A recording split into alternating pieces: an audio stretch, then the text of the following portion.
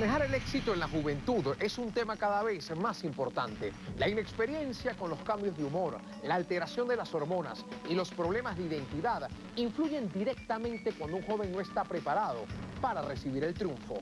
La rebeldía en la juventud es inevitable, y más cuando no se maneja el autocontrol y las herramientas necesarias para poder conllevar el éxito. Hoy el programa va dedicado a todos los jóvenes que decidieron apostar por ellos, más allá de las limitaciones, a costa de la edad. Nos comentarán cómo enfrentaron su ego a la rebeldía normal que proporciona la inexperiencia. La primavera de la vida se le llama juventud, un tiempo de aprendizaje acelerado y de cambios radicales. Un reencuentro después de casi un año sin hablarnos y haber llegado con un trabajo nuevo y haberle demostrado a mi padre que sí podía. Tienes que entrar a la universidad y tienes que empezar a preparar. Tienes 18 años y no es posible que a los 18 años te des cuenta que desde los 14 te vienes equivocando. Mira, muchísimas veces él me dijo, hijo, esto no es así, y uno por adolescencia y por porfiado, entonces, no, que esto es así, y después tú que te lo dices. La juventud enfrenta duros problemas que llegan a sacudir hasta la propia personalidad. Siempre he dicho que los artistas cuando se desequilibran y se descarrilan es porque no poseen un equilibrio espiritual familiar. O sea, carecen de una madre o un padre que te digan, esto no es así. Porque aprendí a golpes a saber y conocer lo que era el subsuelo y a ver, de verdad aprender a ser un cantante realmente humilde y saber que esto no es tan así como los cuentos de esos de Disney. Wow, cuántas personas maravillosas perdí. No por inmadurez, sino por vivir este proceso de madurez, mejor dicho, ¿no? Que no ha sido fácil. Y digo, bueno, llegó el momento de ahora enderezar el camino y tratar de buscar la persona correcta. Todo joven siente en algún momento que nadie lo entiende. Cuando tenía 14 años quería vestirme así y muchas veces lo intenté y la gente decía que estaba loco en la calle. Mi mamá se preocupaba demasiado, lloraba. Mi papá decía que este muchacho... Pero si me quieren juzgar y los que creen que pueden juzgarme porque me ven en televisión y se sienten familiarizados conmigo, también pelado. Yo empecé a ver mi realidad distinta a la de los chamitos de mi edad, así tipo 15, 16 años, cuando yo veía, pero más que todo resaltando las cosas positivas en mí, a la hora de no tener que depender de un papá o una mamá. En realidad, ser joven es bastante complicado. Muchas veces la condición existencial se encuentra acompañada de una falta de comprensión, de carencias, de visiones del futuro muy distinta a los padres, de un consumismo excesivo, poca aceptación social y la crítica constante de quienes lo rodean. Pero ¿qué pasa cuando la fama también llega a esa edad? ¿Cómo se maneja el ego y las relaciones? Los jóvenes más talentosos de la música en Venezuela nos comentarán sus experiencias sobre cómo manejar sus emociones y la fama a tan corta edad. A su vez conoceremos cómo enfrentaron el ego versus la rebeldía. Yo me he caído, ya yo no recuerdo cuántas veces he caído en la vida. Pero también recuerdo que soy un luchador que nunca se va a cansar. Nunca se va a cansar en esta vida de hacer o de tratar de seguir haciendo cosas buenas. Las producciones discográficas en Venezuela venían en picada desde el año 1999. Poca aceptación se lograba con algún intérprete nacional. Para el año 2001 empezó una crecida importante en el mercado musical. Todos nuestros invitados de esta edición fueron los protagonistas de una nueva crecida. Sin duda, en el 2007, el intérprete Jánica logró lo que Guillermo Dávila y Karina hicieron en los 80. Me pongo a pintarte. Reactivaron de manera significativa la industria discográfica. Pero el éxito obtenido por el cantante era muy distinto a su realidad personal. Vamos a partir del Hani Kawam ya mayor de edad. Cuando tú eres un compositor y no puedes vivir en tu país porque no puedes cobrar tus derechos de autor. Eso es una injusticia grande, inmensa. Es decir, Hani Kawam no puede cobrar hasta el sol de hoy sus derechos de autor. Canciones que he escrito humildemente para telenovelas, canciones que he escrito para campañas bien grandes y bien fuertes. Eso es una parte injusta de la vida. Sucede muchísimo y por ahí hay muchos artistas que son famosos y tal vez tienen un contrato que los tienen ahorcados y no pueden tal vez subsistir y no tienen con qué comer. Yo no tenía una nevera, pero si la hubiese tenido, yo no tenía comida dentro de la nevera. Pero cuando yo salía de la puerta de ese apartamento que me prestaron en el centro, aquí en Caracas, era una locura total. Cuando eres feliz con lo que haces, yo creo que cuando amas lo que haces, eso compensa un poco a veces los sacrificios, porque en todas las carreras, en todas las edades, en todos los planos, siempre van a haber sacrificios y siempre va a haber cierta explotación. Lo primero que yo les debo decir es que no se dejen llevar por un contrato supuestamente jugoso, que a la larga, como te hace bien, te puede hacer mucho daño, te puede frenar esa misma persona que algún día te hizo mucho bien.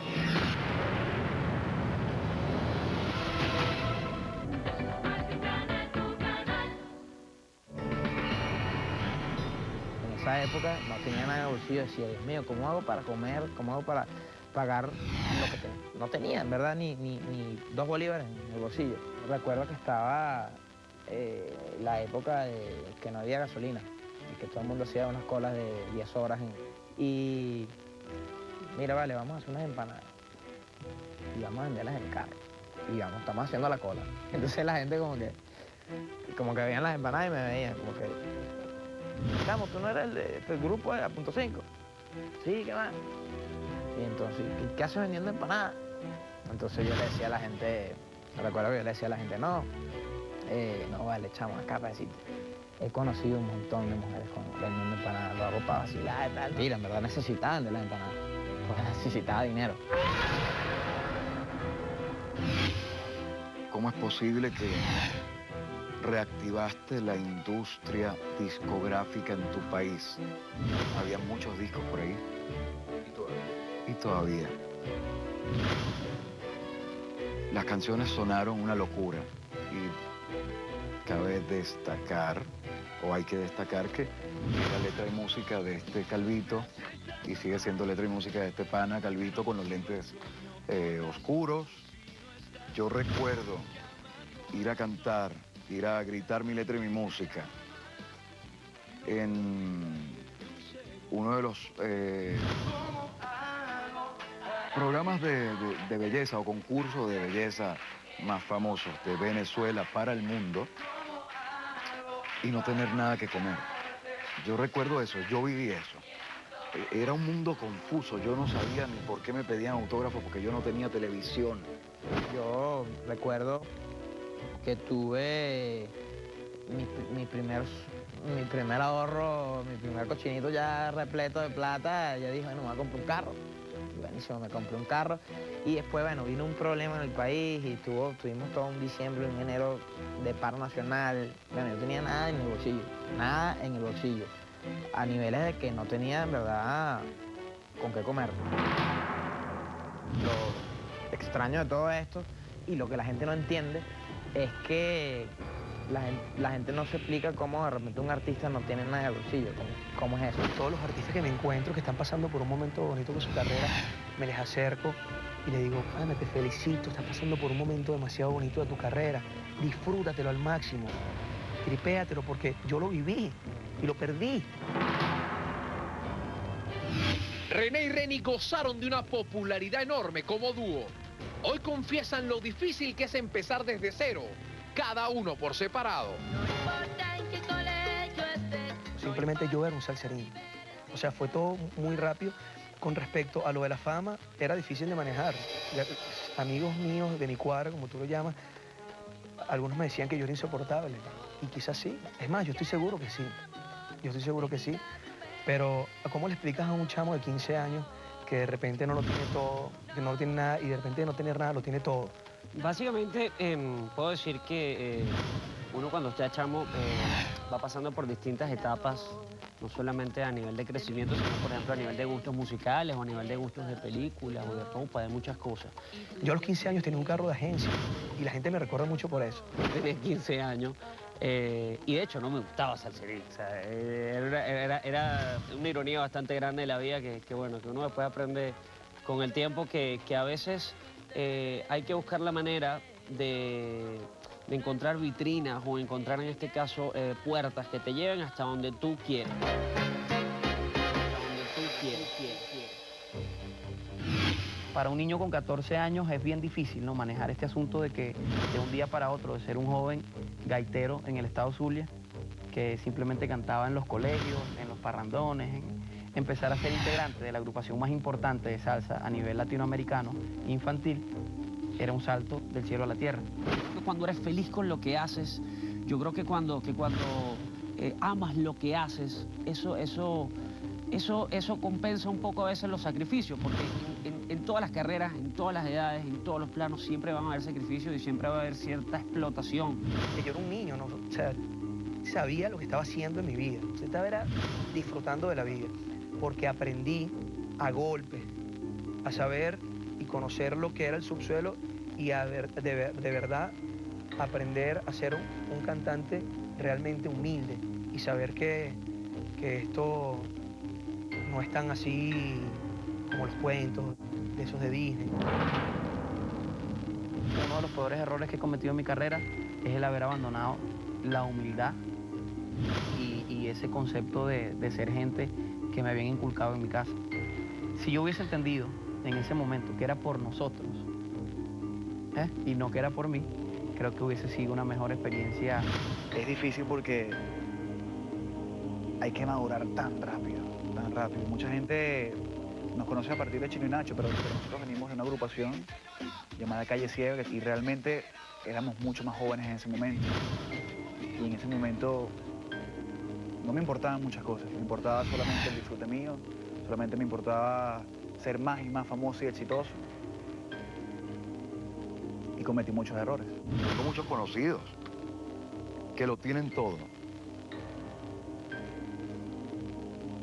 Y lo único que quieren o que les hace falta en la vida a ellos personalmente, que me lo han contado, es la fama. O sea, ellos me dicen, wow, es que yo pago lo que sea para salir en televisión y que me vea mucha gente. Entonces, mira, a mí me decían que Federer, por lo menos, el tenista, era muy antipático con las personas, que no le gustaba tomarse fotos.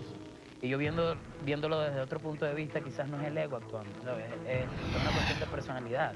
Es un muchacho que quería ser tenista, ¿sabes? Que quizás su sueño era ser el más grande del mundo, pero no sabía que venía incluido con eso tener que tomarse fotos con la gente, ¿sabes? Tener que ser cariñoso si nunca lo fue. Pudo llegar aquí un Omar Acedo con 15 años, con una arrogancia, ¿me entiendes? Sin dirigirte una palabra hasta que prendieras las luces y las cámaras. Empecé a subestimar a mis amigos de agrupación, empecé a subestimar el trabajo de mi manager, incluso me empecé a alejar de mi familia.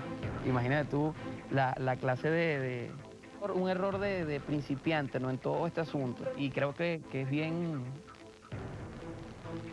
engañoso, ¿no?, todo lo que sucede alrededor de un artista, si pierdes ese sentido humano de todo el sacrificio que hay detrás de cada una de las personas que laboran porque tú realmente seas una figura, entonces ahí empieza como que a cometer errores. Wow, cuántas personas maravillosas perdí. No por inmadurez, sino por vivir este proceso de madurez, mejor dicho, ¿no? Que no ha sido fácil. Y digo, bueno, llegó el momento de ahora enderezar el camino y tratar de buscar la persona correcta.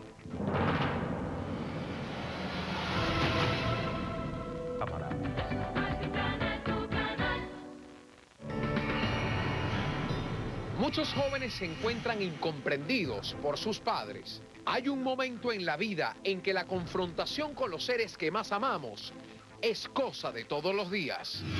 Yo siempre fui muy rebelde en clase y constantemente lo estaban llamando de la dirección. Bellomo hizo esto, hizo lo otro, cosas que incluso ni siquiera hacía dentro del colegio, pero siempre me culpaban a mí.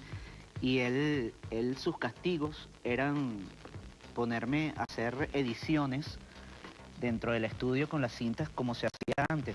Hay muchos prejuicios con los músicos. Mucha gente trata a los músicos como no profesionales. Y hay músicos que viven de esto. Hay músicos que están en la Orquesta Nacional, en el Sistema Nacional de Orquestas y viven de esto y son súper reconocidos. Entonces, al principio tú sabes, la gente te juzga. Mi papá siempre fue un hombre muy correcto y muy estricto conmigo.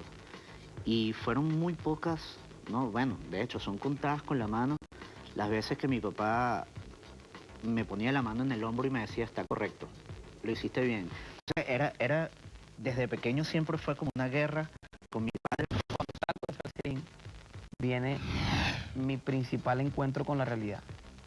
¿Entiendes? Viene ese bajón a tierra que lo genera única y exclusivamente mi familia. Estando en Caracas me acabo de dar cuenta que todo lo que hice en Salserín lo malgasté en rumba, lo malgasté en excesos. Ahí mi padre me dio la conversación, creo que la conversación más importante de mi vida.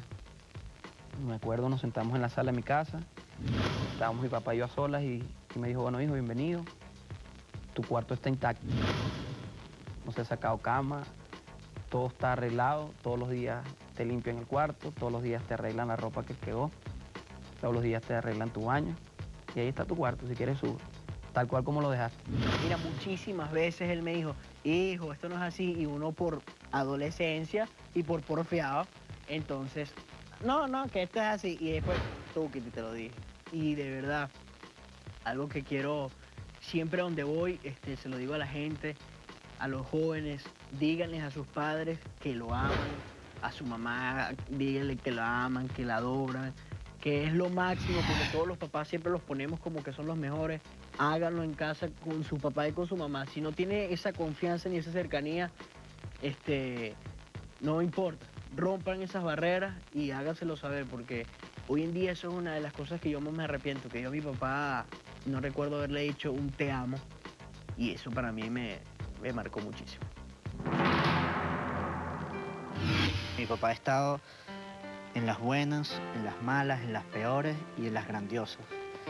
Mi papá, a pesar que ha sido un tipo tan estricto, me ha ayudado mucho en la vida y ahí está. Ese apoyo constante de mi padre es algo que se lo voy a agradecer toda la vida. Así que viejo, sabes que somos un solo equipo y voy a estar contigo de aquí a toda la vida. Mi madre estaba reacia totalmente mi mamá estaba súper, no. De hecho, cuando mis primeros ensayos, yo tenía 14 añitos, a veces me acompañaban, bueno, voy a enseñar con mis panas de la música. Estábamos esperándote. Pero en este momento tú tienes que entender que tu vida cambió. Tú tienes que entrar a la universidad y tienes que empezar a prepararte.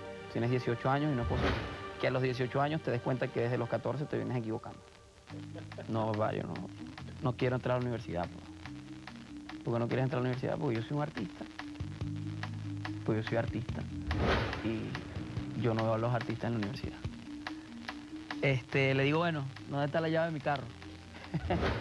Veo 3 carros ahí en el estacionamiento, ¿dónde está el mío? Me dijo, no hay carro para ti. No hay carro para ti, hijo, no. Aquí frente de la urbanización pasa un autobús. Pasa un autobús de circunvalación 2. Ese es el que tienes que agarrar, que te va a dejar en la universidad. Cuando tenía 14 años, quería vestirme así. Muchas veces lo intenté y la gente decía que estaba loco en la calle. Mi mamá se preocupaba demasiado, lloraba. Mi papá decía que este muchacho, ¿qué voy a hacer yo con ese muchacho que se viste como un loco y anda por ahí en la calle y patinando y con los pelos largos y con zarcillos y con, ¿sabes? Y yo siempre fue así, es algo que vino conmigo.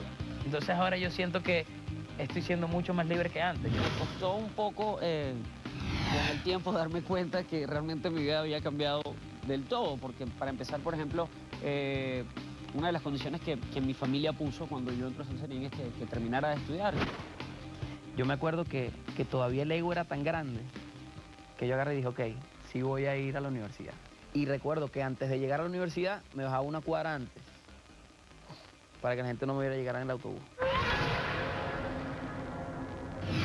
Siempre tenía problemas en el colegio, porque las profesoras me decían, o llamaban a mis padres, mis representantes, mira, Oscarcito no presta atención, ¿vale? Todo el tiempo está jugando con el tamborcito y todo el tiempo andan en eso, entonces la gente como que no entendía mucho mi pasión por la música. Me siento bien con mi sombrero, me siento bien a veces vistiéndome formal o a veces con una franelilla.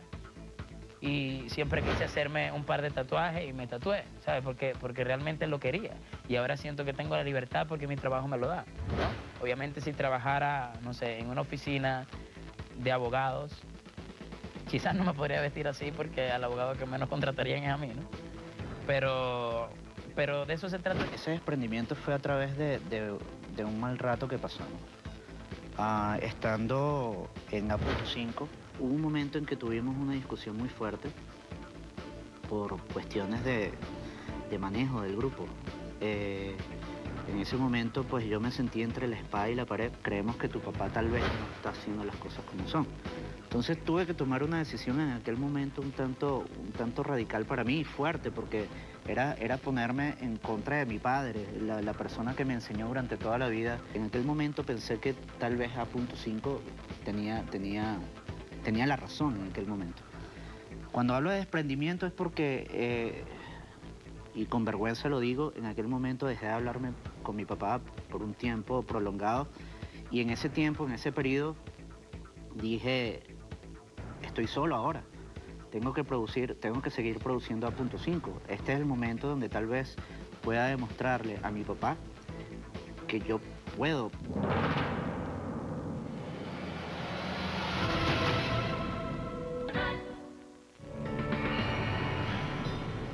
Franco quiso demostrarle a su padre que él podía llevar las riendas de la agrupación que él pertenecía. Es que ser hijo de uno de los productores más exigentes y reconocidos es tremendo compromiso. Franco, hay que hacer 300 promocionales del tema nuevo de Montaner para la radio. Y tenía que ponerme yo a editar las 300 canciones. Entonces, claro, ya cuando el tema salía a la radio yo ya lo odiaba. Hoy en día se lo agradezco porque puedo decir que me puedo sentar en una consola y puedo hablar de música y de cosas técnicas con conocimiento. Y yo recuerdo que mi primer regalo de mi padre a nivel musical fue un secuenciador. Un secuenciador es un equipo con lo que se comienza a hacer música. Creo que de haberme dedicado a otra cosa no hubiese sido tan feliz como lo soy hoy en día disfrutando lo que hago. Lo más importante que hoy en día pues me ha dejado mi papá es mantener a 4 personas que estamos en mi casa y mi mamá. Ninguna de las personas tiene una entrada fuerte de dinero. Mi mamá ahorita no trabaja, mi mamá siempre se dedicó a nosotros. Mi papá en su momento le dijo que se dedicara a sus hijos y mi papá era el que llevaba pues la comida a la casa. Yo creo que tengo que volver a citar a mi familia, porque yo llego a mi casa y ensucio un plato y me dicen, hey, lava el plato. Tú eres artista ya, aquí no. Hasta hace poco, fíjate, hasta hace muy poco fue que por primera vez mi papá se me acercó y me puso la mano en el hombro y me dijo, tremendo trabajo, me encanta lo que estás haciendo, y fue como que se me hubiese abierto el cielo, ¿no? Un reencuentro después de casi un año sin hablarnos y haber llegado con un trabajo nuevo y haberle demostrado a mi padre que sí podía. Él como que el respeto ya cambió. Antes tal vez me veía como el chamo, su hijo, y a partir de ese momento me empezó a ver como su hijo, el productor. Porque yo, cuando mi mamá me decía, muchacho, parece un loco, ¿por qué te estás vistiendo así? Que tú, ¿sabes? Y yo no era mal estudiante tampoco, ¿no? Pero me puse problemático para la universidad. Entonces, todo el tiempo mi mamá me decía, estudia tal cosa, porque yo sé que tú eres bueno en eso. Y yo le decía, mamá, pero si yo lo que quiero hacer es música, ¿sabes? Yo no realmente eso es lo que yo quiero hacer con mi vida. Pero eso es como muy inseguro, entonces empieza a crear la inseguridad a uno también, ¿sabes? Empieza a pensar, pero ¿será que no soy bueno? ¿Sabes? ¿Será que no tengo el chance? ¿Será que no lo voy a lograr? ¿Será que no puedo? ¿Sabes? Si mis papás, que fueron los que me dieron la vida, no creen en mí, ¿cómo voy a creer yo mismo en mí, no? Quien ha tenido esa responsabilidad soy yo. Y una de las cosas que siempre me decía mi papá antes de morirse, me decía, mira, tú vas a hacer ahorita la cabeza de la casa, tienes que enseriarte, porque hay veces que obviamente joven era, sí, hormonas de rebelde o no sé, no llegaba tarde a la casa, sí, lo que es la adolescencia.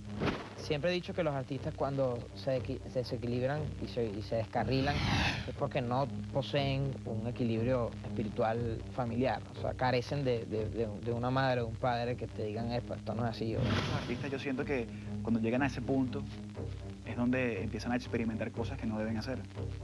Y muchos de ellos caen en cosas muy negativas. Tratar de manejar eso es difícil, pero siempre y cuando tengas una base familiar fuerte, unos valores bien arraigados, que tu familia haya hecho un buen trabajo contigo, yo creo que el camino siempre va a ser el de la luz, el camino del bien, ¿no? A todas las personas que hacen posible que Chino y Nacho estén acá, mil gracias. Mi madre, mi padre que están acá acompañándome, se los dedico.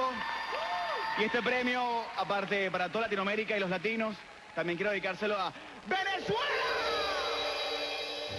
Yo considero que hacer lo que uno cree que lo llena, sabiendo uno quizás las cualidades o las posibilidades que tiene dentro de un área específica, no puede ser tomado como un acto de rebeldía. Considero que los padres están para apoyar y corresponder a los hijos, obviamente. Yo empecé a ver mi realidad distinta a la de los chamitos de mi edad, así tipo 15, 16 años, cuando yo veía, pero más que todo resaltando las cosas positivas en mí. A la hora de no tener que depender de un papá o una mamá, si yo me quería ir para Nueva York, pues yo agarré, me compraba mi pasaje y me llevaba a mi novia para Nueva York. ¿Sabes? Si yo andaba a pie, porque estuve bastante a pie y bastante camionetica y bastante metro que agarré, pero ya yo a los 15 años podía comprarme un carro, sin tener que pedirle permiso a mi papá o no, yo me compré mi carro. Obviamente esas cosas, que no son excesos, eran más bien consecuencias positivas de mi esfuerzo. Siento que claro, he vivido muchas cosas a destiempo y he vivido muchas cosas tempranas, como también he entendido muchas cosas tarde. Yo creo que como ser humano, la vida que he vivido, pues, se la agradezco a Dios.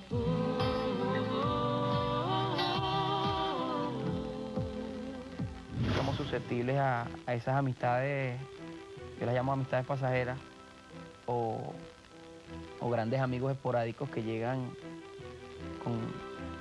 con una visión diferente, ¿no?, de lo que es real en lo que nosotros hacemos.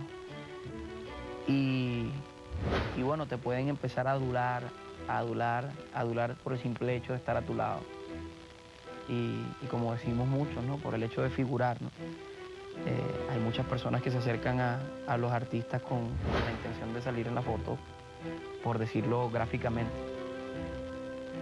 Eso confunde muchísimo, eso hace que el alter ego de las personas empiece a trabajar más de la cuenta, y siempre hace falta un comentario real de un amigo que te lleve los pies a la tierra, que te llame a la atención. El mal manejo del ego a tan corta edad genera grandes problemas. Si todo el mundo te abre las puertas, si todo el mundo te dice te quiere, si todo el mundo te alaba, si todo el mundo te adula, todo el mundo te dice cosas chéveres, tú dices, güey, pero de verdad que yo soy Dios, porque todo lo hago perfecto, todo para mí siempre está abierto los caminos, qué fácil es todo.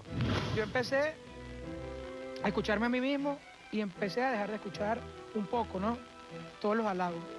Empecé como que a no tomármelos personal, a dirigirlos hacia mi trabajo, no hacia Servando Primera como individuo, sino al trabajo que yo realizo. Es difícil manejar la fama, mucho. Pero más difícil es cuando permites que la fama se apodere de ti. A veces no fui sensato y manejé cuando no tenía que manejar. pensó que pude haberle hecho daño a otra persona, ocasionado un accidente a otra persona. Pero son cosas que definitivamente a veces hay que vivir para poder madurar, ¿no? Ahora, donde sí trabaja el ego, pienso yo, es en esos artistas que llegan a un sitio o llegan, digamos, a una televisora, a una entrevista y se encierran en un camerino y no quieren que nadie los vea porque no quieren ser vistos. O porque tienen que maquillarlos 10.000 veces antes de salir en cámara. O porque tienen un asesor que vea los monitores para ver si se está viendo bien o mal. O porque todo el tiempo tiene el cuello volteado para este lado porque es el ángulo y el perfil y esa gente se muere de tortícolis todo el día porque no tienen naturalidad, ¿sabes? Hay mucha gente que no quiere vivir de esto, que lo tiene todo, pero le hace falta en su vida para sentirse realizados toda esta cosa de la fama que yo no me la creo.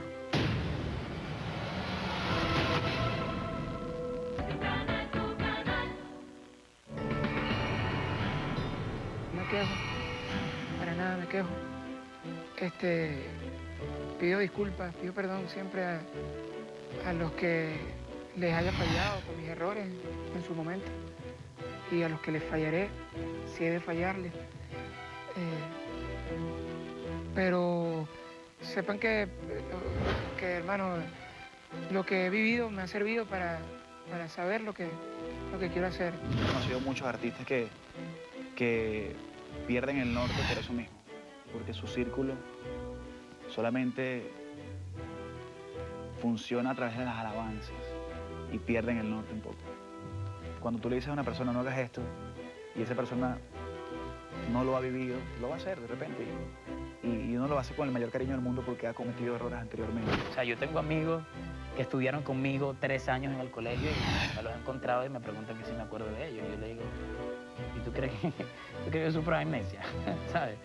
Tú eres mi amigo y siempre lo serás. Yo creo que una persona que pueda controlar bien su ego puede entender que no va a complacer a todo el mundo. Una vez leí una cita de Bill Cosby que decía, no sé cuál es la clave del éxito, pero sé que la clave del fracaso es tratar de complacer a todo el mundo, ¿no? La persona me estaba diciendo, bueno, es que ya yo no puedo escuchar a Justin Bieber porque ya él hace cosas malas.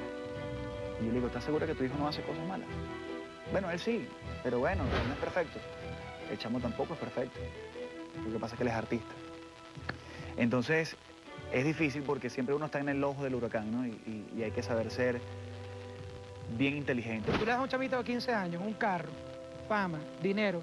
Obviamente cualquiera se vuelve loco. Y yo andaba a 2 tablas, ¿sabes? Con mi carro para arriba y para abajo, choqué 77 veces, ¿sabes? Me volví muy loquito, pues. Pero no creo que haya sido distinto a cualquier otro muchacho de mi edad con lo mismo. O sea, a lo mejor hubiesen sido hasta peor. Entonces, por eso no me cuestiono.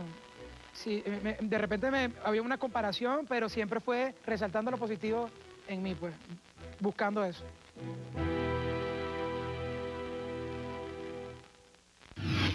Sabes que si tú vas a pensar en alguien como ejemplo, pues no busques los ejemplos malos de ese alguien, porque todos tenemos un ejemplo, todos hacemos algo malo.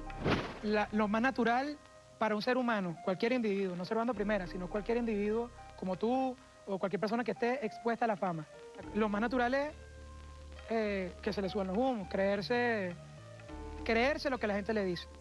Tú eres el mejor. Pero eso es lo bonito, aprender de ahí, seguir soñando, seguir trabajando, insistir, y por sobre todas las cosas siempre tener ahí a Dios al lado para que pues sea Él el que te encamine y te encarrile y sea como que no pelees mucho. Ese es el que te mantiene firme. Yo soy súper irresponsable, por lo menos. Siempre llego tarde. Yo no... Sí, aquí impresioné, pero normalmente llego tarde y es algo que todavía no he podido controlar y es algo que no quisiera que la gente aprendiera de mí. Y para mí es difícil en casa porque sé que mis hijos me ven y yo siempre estoy 5 minuticos más, tratando de dormir 5 minuticos más, ¿no? Y yo siento que más adelante yo le voy a reprochar algo que yo le enseñé, ¿sabe? Que sin palabras, se las enseñé con acciones. Pero si me quieren juzgar, y los que creen que pueden juzgarme porque me ven en televisión y se sienten familiarizados conmigo, también pelado. También pelado. Que lo hagan, fuego. Realmente no tengo ningún temor en el juicio de los demás. Si Dios no me enjuicia, ¿por qué yo voy a temer al juicio de los demás? Yo creo que ya yo debo de tener canas, porque además también mi papá se fue y quedamos, habían deudas por ahí, porque la gente cree que todos los que trabajamos en televisión somos ricos. Muchas conclusiones podemos sacar.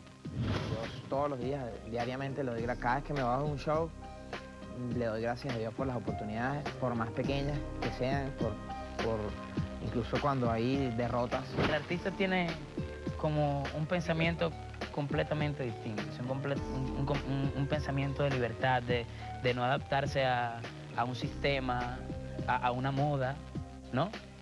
Por eso es que siempre es tendencia el artista, porque uno trata de empezarlo. Y cuando eres sincero contigo mismo, cuando ves un pantalón y dices, yo creo que ese pantalón con esa camisa me va a gustar a mí, ¿sabes? Me voy a ver y me lo voy a disfrutar. Muchas cosas podemos seguir aprendiendo. Sí, se especuló muchísimo. La mejor forma de defenderte es a través de la acción.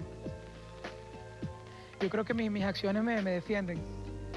Y podrán decir, en el caso particular de Salserín, que muchas cosas vinculadas a sexo, droga, muchos adjetivos que nos pudieron haber colocado, pero ¿quién soy yo hoy en día? ¿Quién es Servando Primera? Obviamente es una persona muy distinta a la que de alguna forma los rumores calificaban de forma negativa en mí. Yo me he caído, ya yo no recuerdo cuántas veces he caído en la vida. Pero también recuerdo que soy un luchador que nunca se va a cansar, nunca se va a cansar en esta vida de hacer o de tratar de seguir haciendo cosas buenas. Pero lo más importante es siempre saber que todos tenemos una segunda oportunidad. Perdí a la persona más importante en mi vida, a una persona con la cual yo me iba a casar o quería casarme.